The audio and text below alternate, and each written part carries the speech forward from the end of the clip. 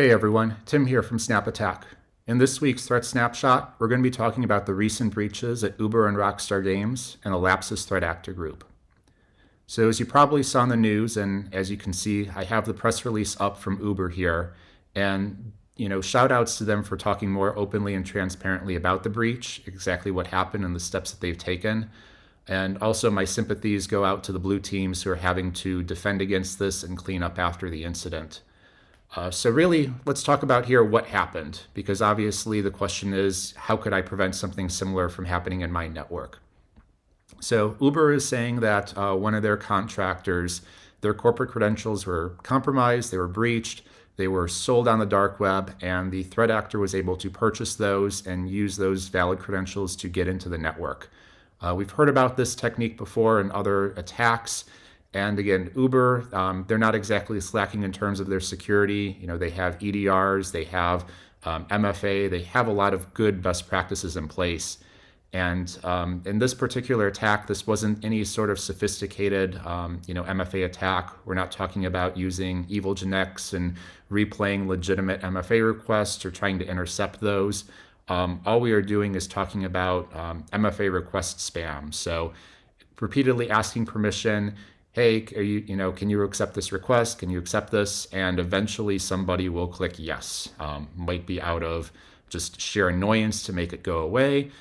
In this case, the actor mentioned that they reached out on WhatsApp to the person to say, hey, you have to accept this request, pretending to be Uber IT. And again, just one of those things where, clearly user awareness training and just making sure that people report these sort of incidents is really a good best practice here, because the technical controls alone, while they do help, they aren't infallible. So again, this account, once they were accessed, inside the network, it was more of a privileged account. They were able to, move laterally, access shares, get administrator credentials, and pretty much compromised everything. Internally. G Suite, Slack, AWS, we'll take a little bit of a look at that in a second, but there's quite a bit of evidence here that, again, they got pretty much the keys to the castle.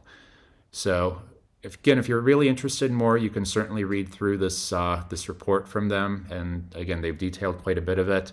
The one thing that I do want to call out here is that they are attributing this to the LAPSUS threat actor group. And again, this group has been pretty prolific. We've certainly talked about them in other threat snapshots. In this year alone, they breached, again, as you can see, Microsoft, Cisco, Samsung, Nvidia, Okta, among others. So we definitely want to take a look at their TTPs.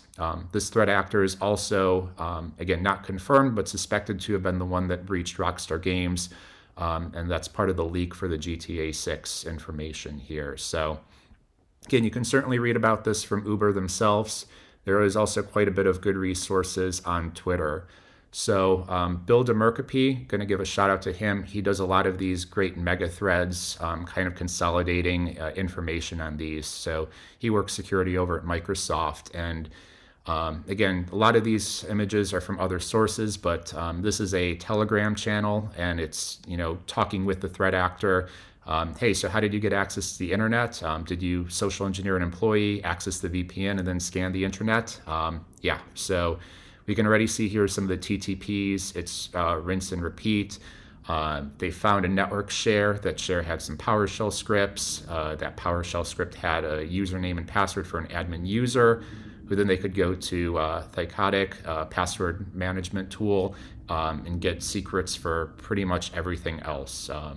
Duo, OneLogin, AWS G Suite, you can see all of that. So again, pretty common TTPs in terms of what they had access to and some of the evidence. Again, pretty poor OPSEC here from the attacker, having the screenshots of all the things that they have. You can see all the windows they hit up, but this is G Suite here. You can see that admin console, access to vCenter servers, VMware vSphere. This is an internal, I think, financial software that they have, the Slack workspace. So quite a bit of information there. You can see access to Uber's IAM account in AWS, so having console access to that, as well as their incident responder tools. So you can see here that this is somebody on the IR team, and they're in their Sentinel-1 EDR console. So Again, lots of access here. Again, this is a really good mega thread that I'll link through that talks about this. Again, specifically, what are the kill chains? I've seen this shared quite a bit. Happily attribute this to somebody if we knew who it was, but not sure the original author. But again, what exactly happened here? So again, social engineering an employee, they got access to their VPN credentials and the MFA account, moved inside the network, they scanned it, possibly using a tool like Nmap, found a share. Inside of that share, there were those PowerShell scripts with the admin credentials, and then a lot of this is just valid administrator activity from there on.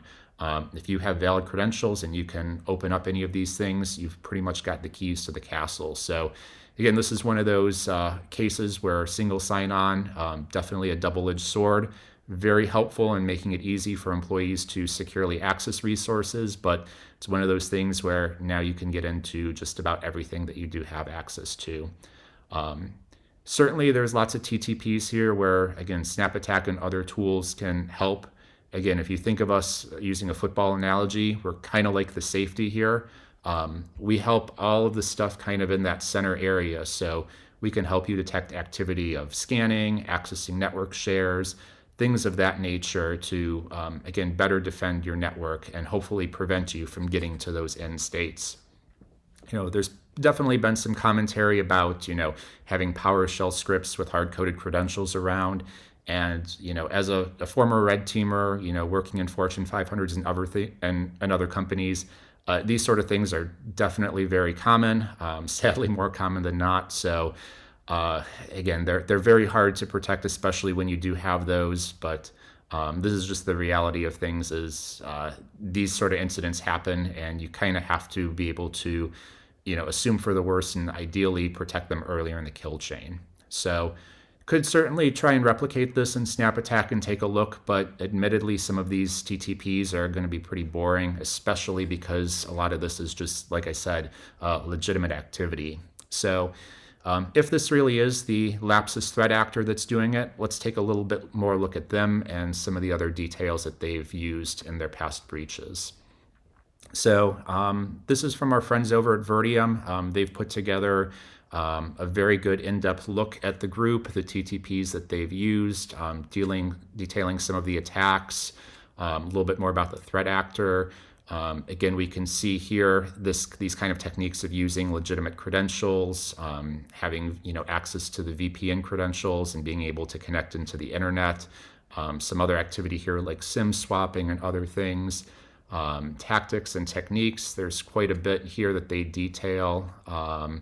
Again, one of the things that we'll take a look at specifically here, and again, Uber was not apparently a Windows Active Directory environment, but a lot of organizations are. So LAPSUS is consistently using the sysinternals AD Explorer tool to enumerate users and groups, and lots of other TTPs here. So again, the goal with SnapAttack is let's emulate that tradecraft. Let's see what sort of forensic artifacts they leave behind, and what can we do to actually create those detections.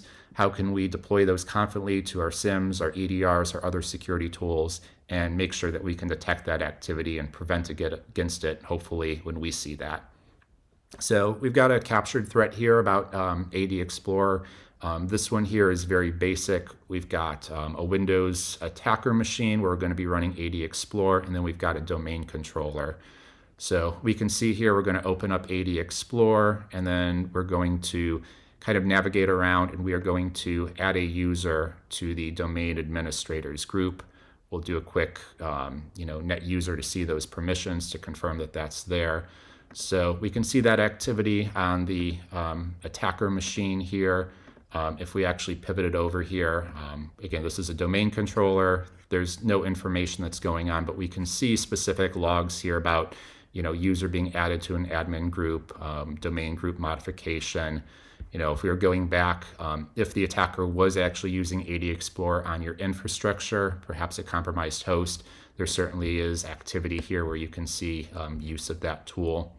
Again, ideally, you'd want to detect this on the server side, the domain controller. So a couple of different detection opportunities. This one is going to be more generic, very much tuned for threat hunting because just the level of detail in the log. Windows Event 4662 will detect activity and modifications to various AD objects.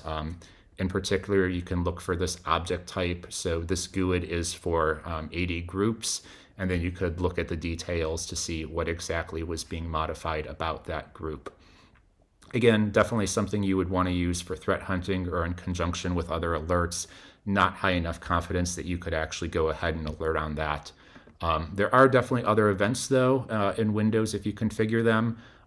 This one in particular is looking at 4728, and you can see, again, the target username, the target group here is domain admins. So if you have known groups that you want to protect or things like that, you could modify an analytic like this and be able to better detect against those. So again, these are just some ways that you could take a look at AD Explorer activity, and consequently, these would also alert on, if you're using, built-in Active Directory users and computers, ADUC, or other administrative tools, because these are the events that anytime a user is going to be added to a group, those are going to be logged on Windows if configured. So it doesn't really matter if they're, again, using a different tool, using PowerShell, using NetUse, or any sort of things like that. So those are the best detections because, again, it gives you a lot of defense in depth.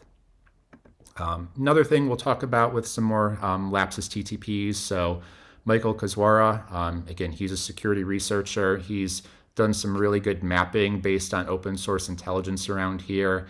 And one of the interesting TTPs here was probably one of the more rare MITRE attack techniques that we'll talk about is subverting trust controls and code signing. And we do know that the threat actor breached Nvidia previously, earlier this year.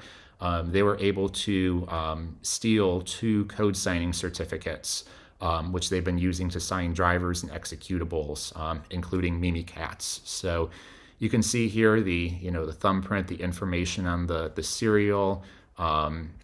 Again, there's definitely ways that you can hunt for this in your network if you see that YAR rule, or if you've got an EDR, something that can actually extract more of that, the actual signing certificate, not just knowing if it is signed or not.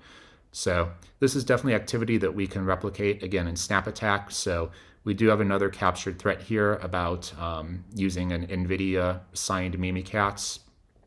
So not a lot of interesting stuff to show. Again, we're just going to do the the basic Mimikatz run through of the all logon passwords. Again, visually, this is not going to be any different because it's really just the signing certificate here. All of our existing TTPs, detections on Mimikatz are all going to still be valid because it's still the same binary, it's still the same technique. There's different ways that you could hunt for this.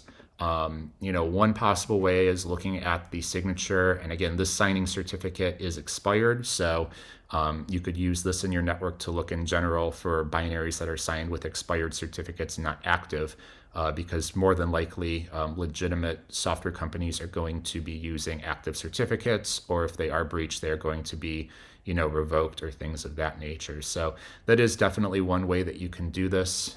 Again, with SnapAttack, we can translate these to other query languages. With one click, we can deploy. So I could take this signature, I could test it, I could deploy it with one click to Microsoft Defender for Enterprise, MDE. And again, now we can be protected against threats like this. So anyways, hope you found this useful and informative. Really, this is one of those things that we do in this weekly series. We like to dive into newsworthy threats, threat actors, their TTPs, take a closer look at what kind of tradecraft they're exhibiting and how we can defend against it. So definitely keep up with the series, like and follow us, and we'll see you next week.